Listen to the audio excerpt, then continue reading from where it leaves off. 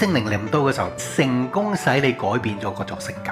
所以我哋嘅行動都變咗。我哋跟住有聖靈恩膏，會有能力，就算短時間擁有某一種聖靈俾佢嘅性格，呢種性格就會導致佢能夠做到。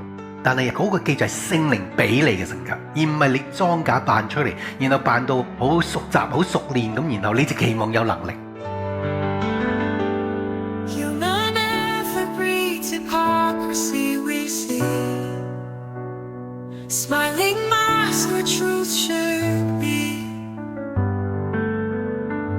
Trying hard but missing light, lost in shadows dark as night.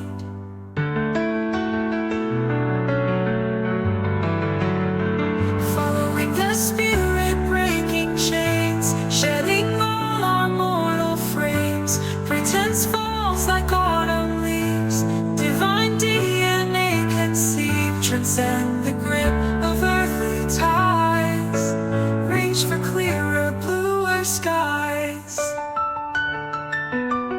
血氣就係唔係你嘅意願性格所衍生出嚟嘅 product， 但係最慘就喺性格上變質，你係分唔到，因為你見到隔靈子肉。但係問題就係由頭到尾都係後面喺度努力推嘅人，佢唔係要俾電油落去，而每一轉電油行嘅時候咧，越嚟越似神嘅兒女。聖經俾你知道一樣嘢，原來你能夠成為神嘅兒女，就係你喺呢個世界行事為人俾聖靈帶領嘅時候，你嘅 DNA 就會改變。